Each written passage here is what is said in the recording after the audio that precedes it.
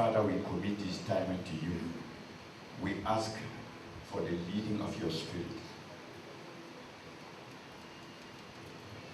We pray in the name of Jesus that you will speak, that you will guide, you will inspire, you will transform us by your Spirit and by your word.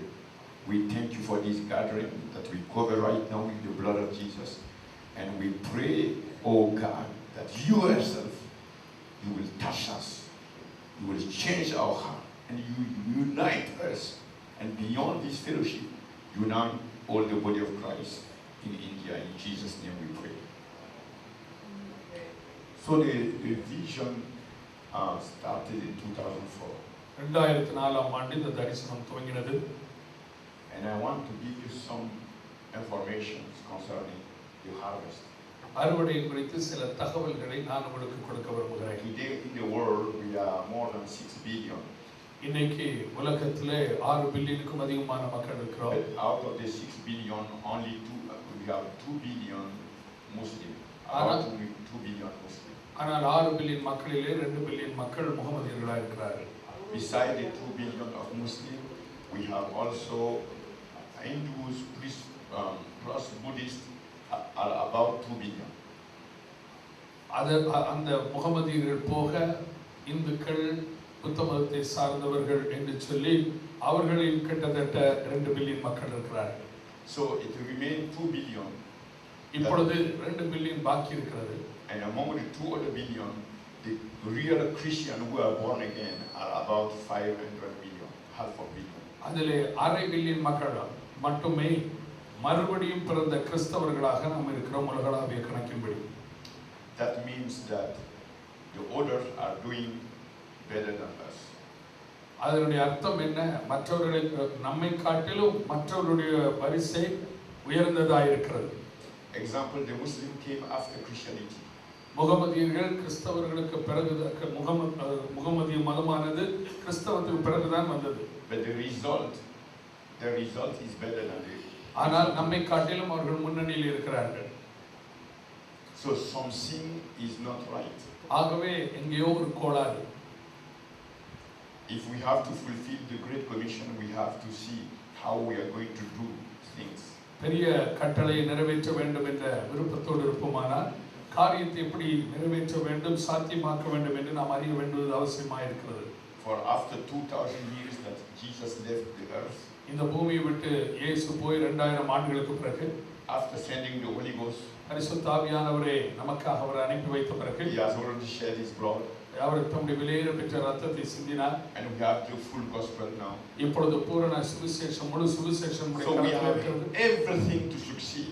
ஆகவே முன்னேறி செல்லக்கூடிய எல்லாமே நம்முடைய கைவசம் இருக்கிறது. But if we look at the reality, there are more people who do not know Jesus.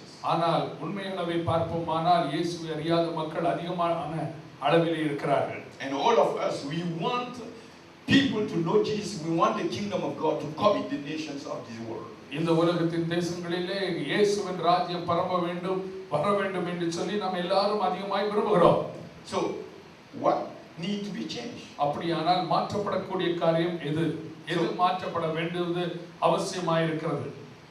I will suggest to you a strategy. நான் உங்களுக்கு ஒரு திட்டத்தை ஆலோசனையாய் கூறுகிறேன். It's the Lord himself who inspired the strategy. அந்த திட்டத்தை ஆண்டவராய் இயேசுவே நமக்கு ஊக்கமளித்திருக்கிறார். According to the book of Matthew chapter 9 verse 35 to 38. மத்தேயு சுவிசேஷம் 9ஆம் அதிகாரம் 35 லிருந்து 38 வசனங்களின் வரை. For the sake of time you will read for yourself, but we just quote it. Jesus was teaching and he was preaching, he was healing in the synagogue. ஜெபாலயங்களிலே அவர் பிரசங்கித்துக் கொண்டிருந்தார், உபதேசித்துக் கொண்டிருந்தார், ஜனங்களை சுத்தமாக்கிக் கொண்டிருந்தார். He was doing very well. அவர் நல்ல ஊழியங்களை செய்து கொண்டிருந்தார். Who can teach better than Jesus? இயேசுவை காட்டிலும் சிறப்பாய் பிரசங்கிக்கக்கூடியவர் யார்? இயேசுவை காட்டிலும் சிறப்பாய் உபதேசிக்கக்கூடியவர் யார்? Who can heal better than Jesus? இயேசுவை காட்டிலும் நல்ல முறையில் சுகமாக்கக்கூடியவர் யார்?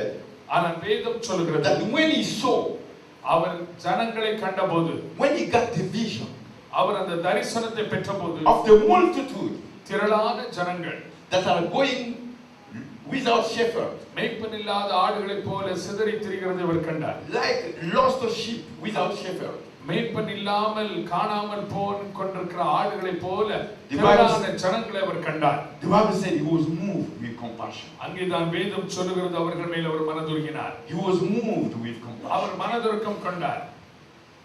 So that suggests to us that it's not just preaching and teaching and healing in our synagogue. ஆகவே நம்முடைய ஆலயங்களிலே ஏதோ பிரசங்கிப்பது உபதேசிப்பது ஜனங்களை சுகமாக்குவது மட்டுமல்ல, but we must catch the vision of the master. எஜமானுடைய தரிசனத்தை நீங்களும் நானும் பெற்றுக்கொள்ள வேண்டும். He has seen the multitude. அவர் திரளான ஜனங்களை கண்டார். And he was moved with compassion. அவர் மனதுருக்கம் கொண்டார். Are we going to be moved like Jesus? இயேசுவை போலுள்ள ஒரு மனதுருக்கம் நமக்கு இருக்கிறதா? That's the first question. அதுதான் முதல் கேள்வி. Or are we going to be just content with our teaching, preaching and healing in our synagogue? இல்லை என்றால் நம்முடைய ஜெப ஆலயங்களிலே பிரசங்கித்தல், உபதேசித்தல், சுகமாக்குதல் இவைகளிலே திருப்தி கொண்டவர்களாய் இருக்க போகிறோமா?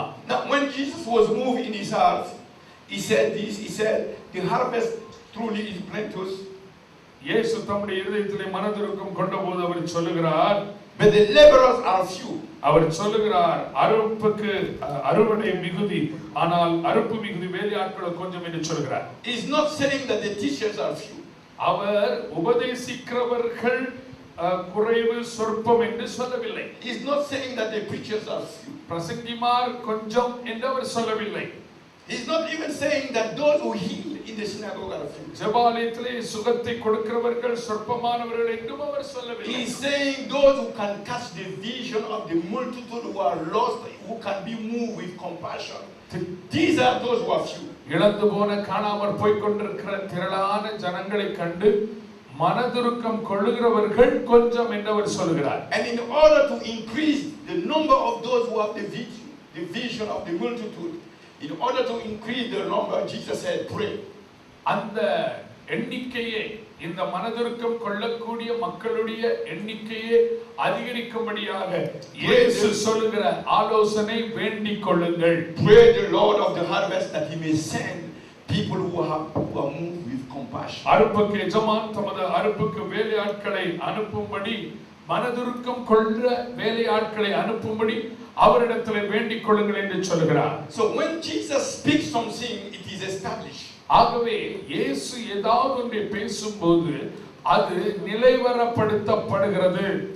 He himself said, the prophet used to say, thus said the Lord, thus said the Lord. But when Jesus came, Jesus said, I say. தீர்க்கதரிசிகள் சொல்லும்போது சொன்னார்கள், கர்த்தர் சொல்லுகிறார், கர்த்தர் சொல்லுகிறார், கர்த்தர் சொல்லுகிறார். ஆனால் இயேசு வந்த பிறகு இயேசு சொல்லுவது என்ன? நான் உங்களுக்கு சொல்லுகிறதாவது நான் உங்களுக்கு சொல்லுகிறேன் என்று அவர் கூறினார். So Jesus is the final authority. ஆகவே இறுதியான கடைசி அதிகாரம் படைத்தவர் இயேசு மட்டுமே. Above all that prophet can say, all the men of God can say, Jesus is the final authority because he's the only one who say, I said.